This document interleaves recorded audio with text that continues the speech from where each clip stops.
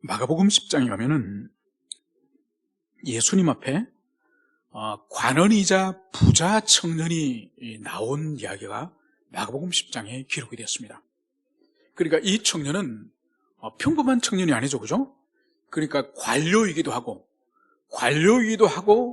또 부자이기도 한, 그리고 이 사람이 나이가 많은 노인이 아니라 청년이죠. 그러니까 그 사회에 가장 좋은 것을, 그 시대에 가장 좋은 것을 갖춘 그런 사람이라 할 수 있죠. 그러니까 요즘으로 친다면은 신랑감, 남편감 1순위가 안 되겠습니까? 점조, 그리고 정부의 관료죠, 그리고 또 돈까지 많죠. 그래서 이 사람이 우리 예수님께 나온 겁니다. 그래서 예수님께 질문을 이 사람이 하죠. 선생이요, 어찌하면 내가 영생을 얻겠습니까? 이 질문을 우리 주님께 합니다. 그래서 우리 주님께서 다른 말씀하지 않으시고, 살인하지 말라, 간음하지 말라, 내 이웃의 소유를 탐내지 말라, 10계명의 말씀을 주님이 하시는 거예요. 그러니까 이 청년이 들어보니까 이거는 10계명이거든. 그래서 주님께, 선생님, 이거는 제가 어릴 때부터 다 한 겁니다. 이 10계명은 제가 어릴 때부터 다 마스터하고 다 뗐습니다. 이런 의미로 이제 주님께 답변을 했겠죠. 그러자 주님이 딱 한 말씀을 더 하십니다. 그러면 내 소유를 다 팔아서 가난한 자들에게 주고 너는 나를 따르라. 주님의 부르심이죠, 그죠? 얼마나 영광스러운 부르심입니까? 그런데 이 청년이 주님의 말씀에 순종하고 소유를 팔아서 가난한 자들에게 흩어버리고 주님의 제자가 되었습니까? 그러지 않았습니다. 성경이 이렇게 기록하는 거예요. 그 부자 청년이 심히 매우 슬픈 표정을 하고 돌아갔더라.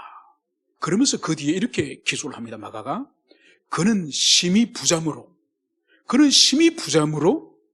그 재물을 가난한 자들에게 주고 주님의 제자가 될 수 없었던 거죠. 그래서 주님께서 이렇게 말씀하시는 거죠. 부자가 천국에 들어가는 것이 낙타가 바늘길을 통과하는 것보다 더 어렵다, 이 말씀을 하죠. 그러니까 제자들이 또 뭘 또 주님께 말합니까? 주님, 그러면 도대체 천국에 누가 들어갑니까? 그러자 주님이, 사람은 할 수 없으되 하나님은 하실 수가 있다, 이 말씀을 하죠. 여러분, 기독교의 역사 속에서 보면은 이 부자 청년과 같은 이 유혹을 받는 사람이 너무너무 많습니다. 그래서 이 현세에서도, 이 세상에서도 권세도 가지고 부유하고 젊고 건강하고, 그래서 이 현세에서 누릴 수 있는 것도 다 누리고, 그리고 내세에서도 영생도 소유하고, 그래서 이것도 저것도 하나도 잃지 않고 다 가지려고 하는 이런 기독교가 2000년 교회 가운데 참 많았습니다. 그래서 이것을 일찍이 우리 예수님이 말씀하셨죠. 바로 넓은 길이다, 이 말씀을 하셨죠. 그래서 주님께서는 제자들에게, 너희는 협착하고 좁은 길로 가라. 여러분, 오늘 우리가 읽은 이 32절부터 이 말씀이 이 유태인들, 히브리인들에게 주신 말씀이지 않습니까?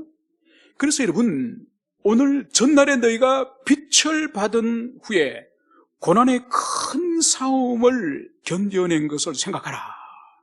여러분, 이것은 뭔가 하니까, 예수님이 제일 먼저 말씀 사역, 천국 복음 사역을 누구에게 했습니까?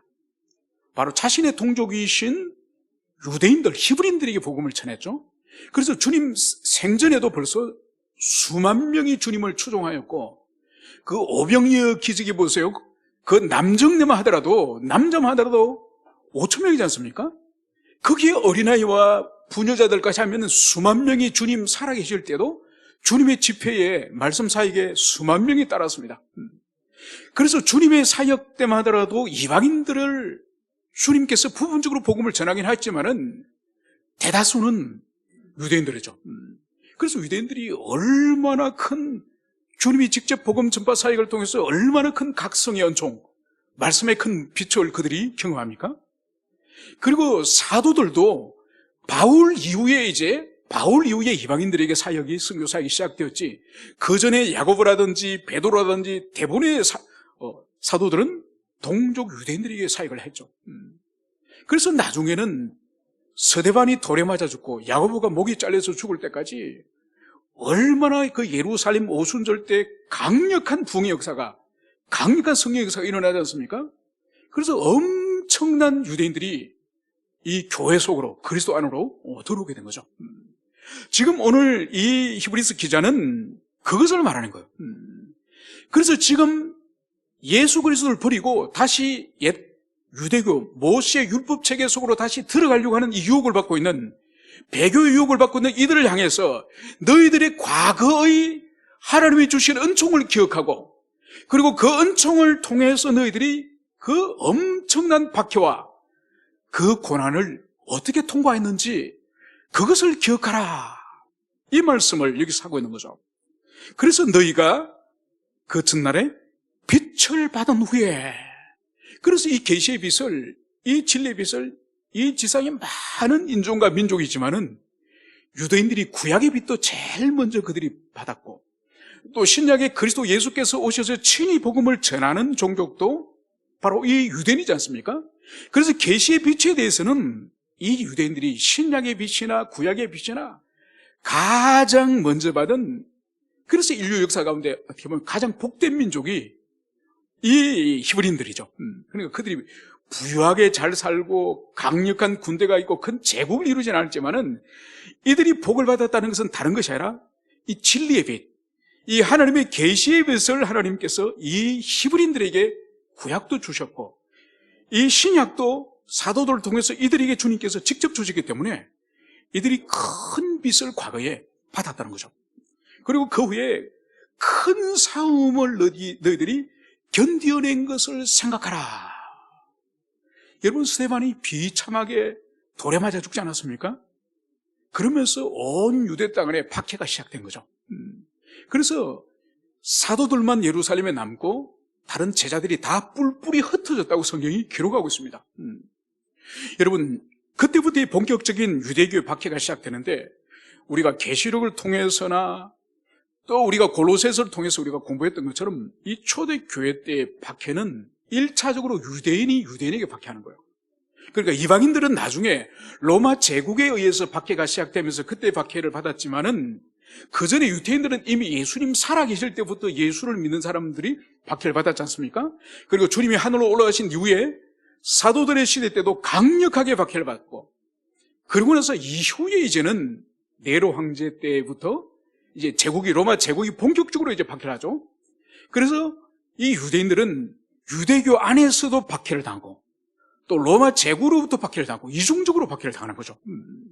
그래서 그 박해 속에서도 이 유대인들이 견디어냈다가 오늘 성경은 그 말씀을 여기서 하고 있습니다.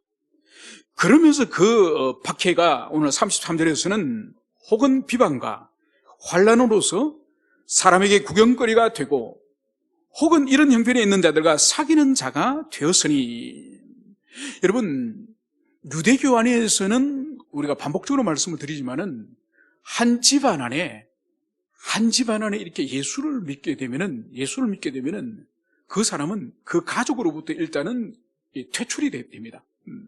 왜냐하면은 예수는 유대교 안에서 이단의 괴수거든요. 이단의 괴수고, 실제로 AD 한 70년에 유대교 안에서 아비아 종교회라는 것이 있습니다. 그 종교회에서 예수를 이단의 괴수, 나사렛 땅이라 부르면서 나사렛 땅에 대한 저주문을 작성해요. 그래서 이 유대인들이, 이 같은 동족이지만 이 유대인들이 예수와 예수를 믿는 교회를 향해서 하루에 매일 3번씩 저주문을 낭독합니다. 그 정도로 이제 유대교는 완전히 예수 믿는 교회와 완전히 결벽을 할 뿐만 아니라 철저히 저주의 대상이 됨을 볼 수 있죠. 그러니까 그런 저주의 대상인 예수를 믿는 사람이 만약 가족 가운데 있다, 그러면 그 가족을 출교를 시키고 퇴출을 시키지 않으면은 그 가정 전체가 유대교로부터 박해를 당하는 거죠. 그러니까 그 사람은 할 수 없이 그 가정을 떠나야 되고, 떠날 뿐만 아니라 유대교가 주는 모든 혜택들, 회당에서 예배를 드리거나 아니면 회당에서 어떤 진리 말씀을 배우거나 아니면 유대인들끼리 무역을 거래하거나 이 모든 이런 것들을 일체 받을 수 없는 거죠. 그러니까 우리가 알다시피 유대인들은 지금도 유대인 이 네트워킹이 아주 그들이 똘똘 뭉쳐 있습니다.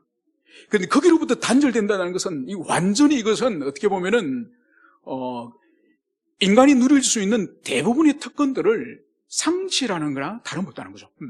그래서 일체 유대 공동체 속에 들어올 수 없는 것이 바로 예수를 믿게 될 때 당하는 불이익인 거죠. 그런 정치적인 박해나 경제적으로 불이익이나 또 사회적으로 또 친교에 있어서나 모든 것을 다 상실하는 것이 예수를 믿는 길이죠. 그래서 오늘 성경에서도 바로 비방이나 환난이나 사람들의 구경거리가 되는 이게 바로 예수를 믿게 된 그 결과로서 당하는 대가라는 거죠. 이것을 이들이 통과했다는 거예요. 그들이 견뎌냈다는 거예요, 과거에.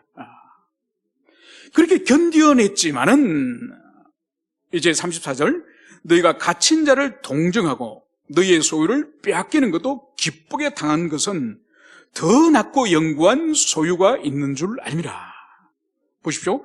그렇게 조롱과 멸시와 환난을 당하고 그리고 또 그런 형편에 있는 그 신자들끼리 또 서로 교제하고 그리고 오늘 34절에서는 그 예수 믿는 것 때문에 감옥에 갇힌 자를 이제 찾아보고 돌아보고 동정할 뿐만 아니라 그리고 예수를 믿는 사람들이 소유를 빼앗기거든요.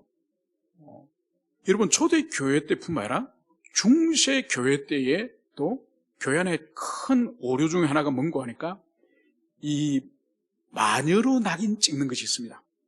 그러니까 초대교회 때는 이 로마 당국에 어느 집이 예수를 믿습니다. 어느 사람이 예수를 믿습니다. 이렇게 신고를 하지 않습니까? 신고를 하면은 신고한 사람이 그 사람이 이제는 형벌을 받을 거잖아요. 십자가를 당한다든지 짐승이 밥이 된다든지 그때 그 사람이 돈이 있다든지 부유할 경우에 그것을 다 몰수를 합니다.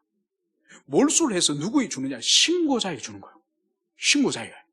그러니까 신자가 아닌데도 그 집안을 싫어하고 그 집안을 저주하기 때문에 그 집안을 망하게 하려고 거짓 신고도 많았다는 거예요. 그리고 중세 교회는 또 어떤 일이 있는 거니까 이 중세 교회가 진리 안에 바르게 서지 않으니까 이 마녀 사냥이 중세 교회에 아주 유행했습니다.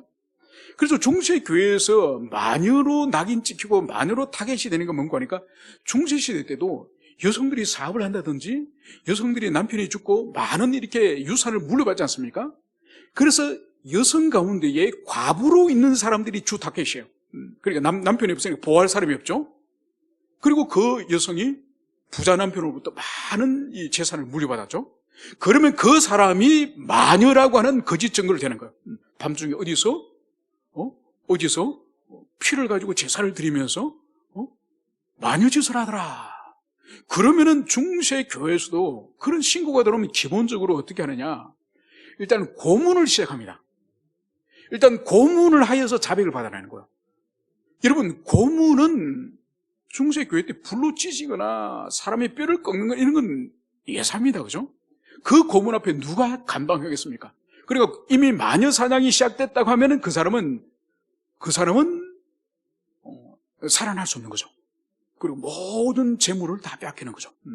여러분, 그래서 기독교 역사 속에서 이 재물을 빼앗기는 이것은 아주 야비하고 그리고 이 원수들이 바로 그 사람의 모든 소유를 가져가도록 이렇게 사람들에게 신고 제도를 만들어요. 신고제로. 여러분, 이것은 여전히 유효합니다. 지금도 보세요. 북경이나 중국 같은 교회, 거기 그 지하교회에, 그러니까 삼자교회 말고, 삼자교회는 이 형식적인 신자들이 많기 때문에 그거 말고 중국 당국이 파악하지 못하고 있는 지하교회, 가정교회, 그런 교회를 신고하면은 포상금을 줍니다. 여러분, 그러면은 얼마나 사실 매력적인 겁니까? 하나님을 모르고 신앙에 대해서 모르고 돈을 원한다고 한다면은 그런 사람들을 발견하면 신고하면 큰 포상금을 주기 때문에, 그래서 여러분, 교회 역사 속에서 이 물질을 빼앗고 물질을 이 상실하는 이런 대가를 치른 일이 많았습니다. 그런데 오늘 성경을 보세요. 오늘 그러한 이 사건들을 너희 소유를 빼앗기는 것도 기쁘게 당한 것은 더 낫고 영구한 소유가 있는 줄 알미라. 여러분, 빼앗아가고 약탈해가고 모든 것을 앗아가더라도 이 초대교회 하나님의 백성들은 소유를 빼앗기는 것을 어떻게 했다고요? 기쁘게 당한 것은 기쁘게 당했다는 거예요. 여러분, 지금도 보세요. 오늘 저녁에도 그 뉴스를 잠깐 보니까 저기 조선소에 지금 시위를 하고 있지 않습니까? 그 시위 요건이 뭔가요? 뭐 임금 인상이요. 돈 문제잖아요. 돈 문제. 그래, 한 푼이라도 더 받아내려고 파업을 해가지고 지금 그 손실이 약 한 7, 8천억 정도 엄청나더만요. 그래, 회사가 몇 천억이 손해가더라도 내 급료가 좀 더 올라야 된다고요. 몇 천억이 손해가는 건 그런 관심이 없어요. 노조 쪽에는. 내 급료가 올해 몇 프로 인상이 돼야지. 그것이 인상이 안 되면 또 신나를 가지고 불을 지르거나 자살을 하거나 엄청난 일이 또 일어날 수 있는 지금 그런 공포 전야 속에 지금 있습니다.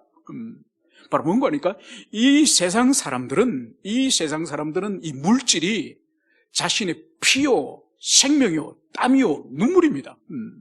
그래서 해마다 이 노조에서는 항상 이 춘투, 이 봄에 노동쟁이 때 항상 몇 프로를 인상을 시킵니다. 왜냐하면 그 사람들이 그게 생명이고 전부기 때문에. 그래서 절대로 이 급료가 내려가는 걸 용납하지 않는 거죠. 항상 3%, 5% 올리더라도 항상 올려가는 이 관행을 볼 수 있습니다. 그런데 보세요. 하나님의 백성은 자기 소유를 빼앗기더라도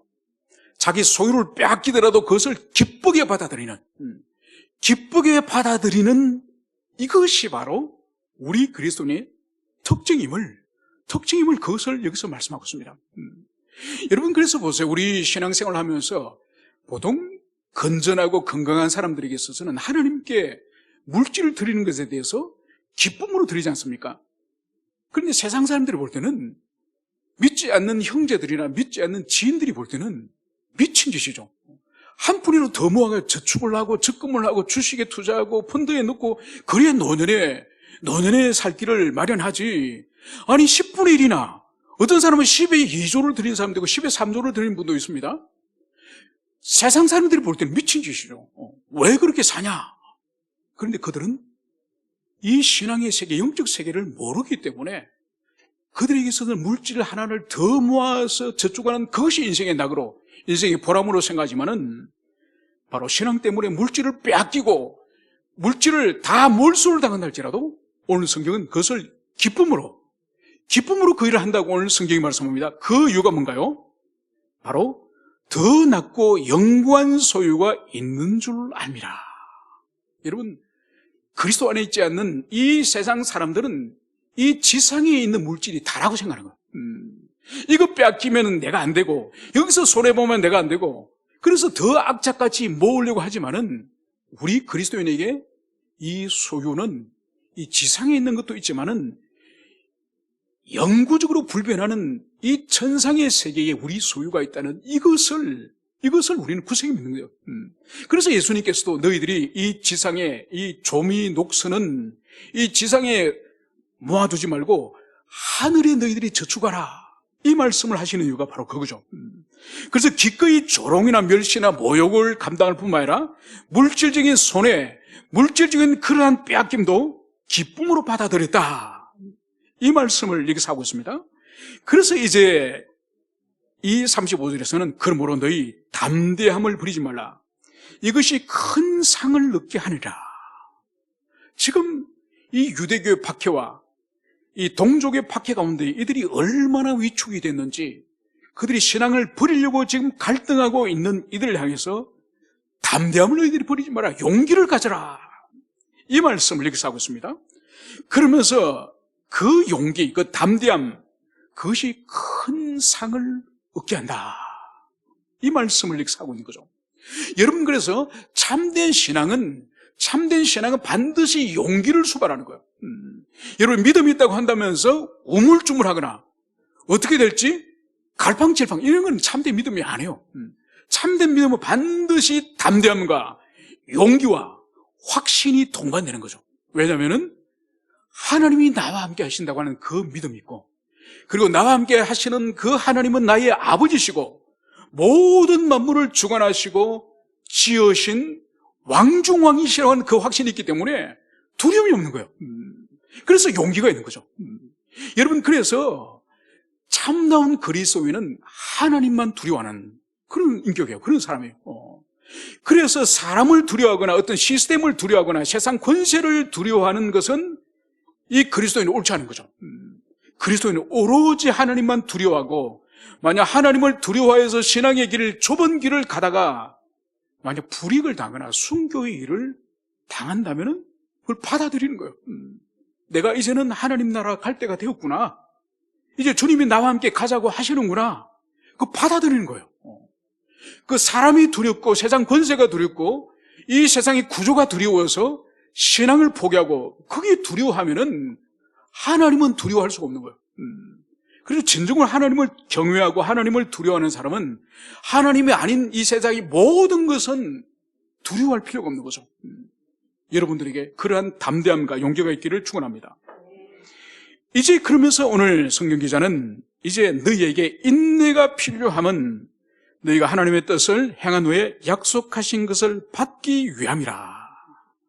지금 하나님의 백성들이 하나님의 뜻에 순종하여서 믿음을 소유하고 그들이 주님 앞에 순종의 삶을 살아가고 있지만은 아직도 그들이 약속하신 것, 그들의 아직 영생과 천국은 아직 그들이 소유하지 못했습니다. 그때까지는 돌이키지 말고 배교하지 말고 더 믿음의 인내의 시간을 너희들이 가져라, 이 말씀을 여기서 하고 있습니다. 그러면서 이제 이 갈등하고 있는 이 고난 가운데 있는 이 히브리인들 향해서 오늘 37절은 이렇게 약속을 합니다. 잠시 잠깐 후면 오실 이가 오시리니 지체하지 아니하시리라. 여러분, 이사야서 26장의 말씀을 지금 인용을 하고 있습니다. 잠시 잠깐 후면 오실 이가 오시리니, 바로 오실 이는 누구죠? 우리 주님, 우리 주님. 여러분, 우리 주님은 창세기 3장 15절 원시복음에서 여인의 후손이 와서 뱀의 머리를 상하게 할 것이라고 말씀하지 않으셨습니까? 그분이 장구한 인류의 역사 긴 세월이 지나고 나서 오셨습니까? 안 오셨습니까? 초림으로 오셨죠, 그죠? 그래서 오신 그 날의 시에 대해서는 정확히 알 수 없었지만은 그 세상을 만드시고 나서 첫 인류가 타락을 하고 나서 즉각적으로 주님이 메시아가 오실 것을 말씀했지 않습니까? 그러고 나서 장구한 세월이 지나긴 했지만 반드시 그분이 초림하셨습니다. 여러분, 그것처럼 예수님께서 하늘로 올라가시면서 이제 선사들이 너희들이 본 그대로 주님이 오실 것이다. 그리고 예수님께서는 내가 아버지 집에 올라가서 너희들을 위해서 이제 집을 마련하면은 준비가 끝나면 내가 다시 올 것이다, 그렇게 약속하셨죠. 오늘 히브리서 기자도 잠시 후면, 잠시 잠깐 후면 오실 이가 오실 것이다. 여러분, 이것은 지금 유대교로부터 박해를 받고 있는 이 히브리인들이 그 고통과 그리고 신앙을 버리고 다시 안락한 삶으로 돌아가려고 하는 유혹이 얼마나 크겠습니까? 바로 그들에게 위로가 뭔가니까 재림하시는 예수, 다시 오실 예수, 그분이 잠시 잠깐 오면 반드시 오신다. 그분 오실 때까지 인내하고 기다려라. 이 위로의 말씀을 오늘 여기서 주는 것을 볼 수 있습니다. 여러분, 이것은 마찬가지죠. 오늘날도 보세요.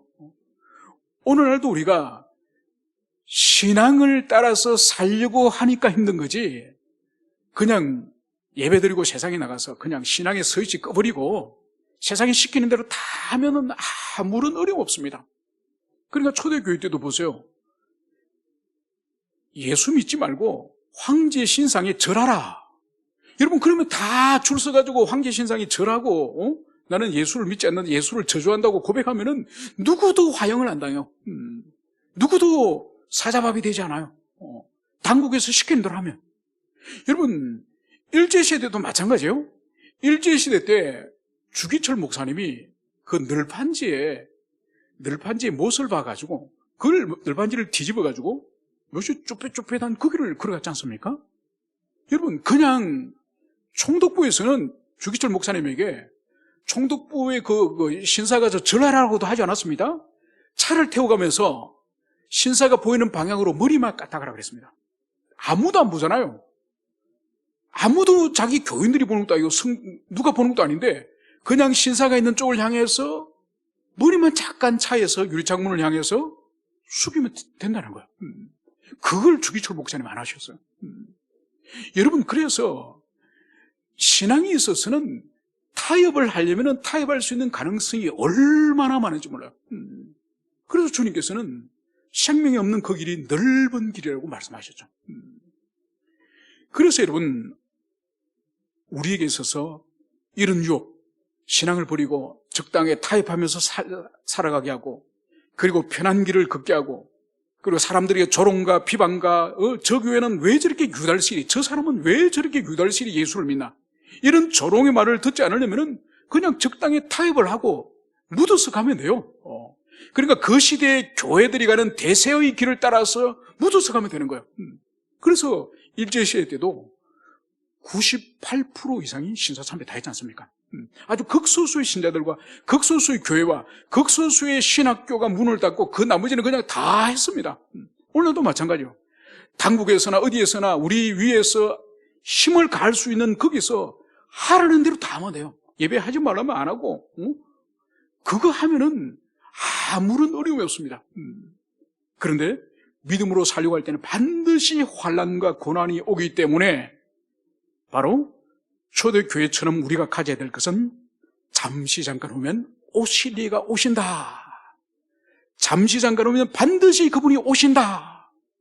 이것을 우리가 가슴에 새게 되는 거죠. 여러분, 몇 년 전에 일제시대 때 그 영화 암살이었습니까? 그 암살에 보면 그 이정재 씨가 그 배반을 하지 않습니까? 그래서 해방이 되고 나서 이제 나중에 이제 총으로 쏴 죽이지 않습니까? 그때 왜 배신했냐? 왜 배신했냐? 그러니까 해방이 안 될 줄 알았다고. 계속 일본이 계속 영구히 지배할 줄 알고 그냥 이 동지를 배반한 거죠. 오늘 성경은 분명히 말합니다. 잠시 잠깐 오면 오실 리가 반드시 오신다는 거예요.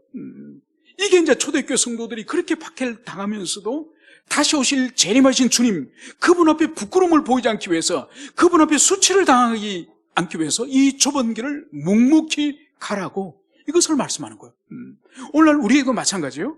여러분, 갈수록 이제는 이 코로나19는 단순한 전염병이 아니에요. 이것은 신앙과 교회에 있어서 획을 끊는 사건이에요. 그래서 박해와 그리고 배교 역사는 더 강력해집니다. 지금 보세요. 며칠 전에 서울시청 앞에서 그게 국내에서 그 퀘어 집회할 때 한국에 와 있는 전 세계 대사 중에 12개 국가 대사들이 와가지고 차별금지법 만들어야 되고 동성애 이건 합법화 시켜야 된다고 12개 국가에서 그 국가 원수의 대리로 와 있는 대사들이 그 짓을 했다니까요. 여러분, 이것은 점점 앞으로 더 가속화되고 점점 더 교회와 신앙을 가진 사람들 가운데서 참 신앙이 아닌 사람은 다 떨어져 나가는 거예요.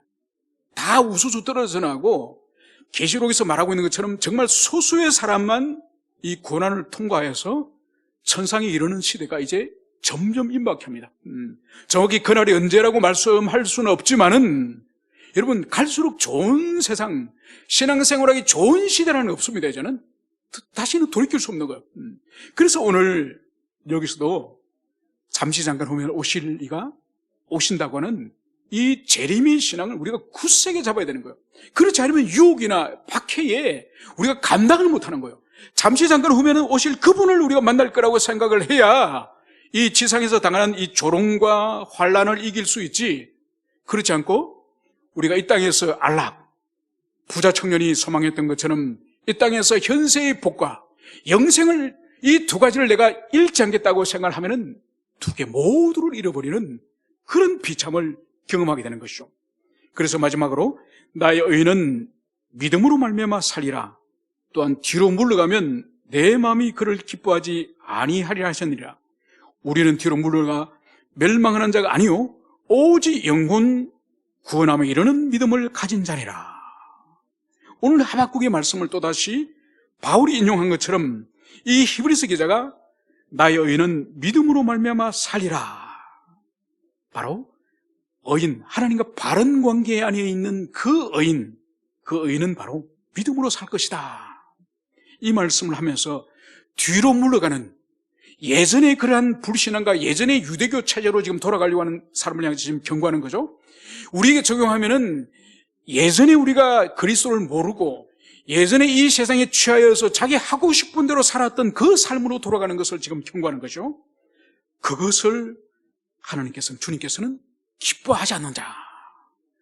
우리 신앙과 우리 삶이 계속 전진하기를 원하지 뒤로 물러나 신앙적 영적 퇴행을 절대로 하나님은 기뻐하지 않음을 오늘 여기서 말씀을 하고 있습니다.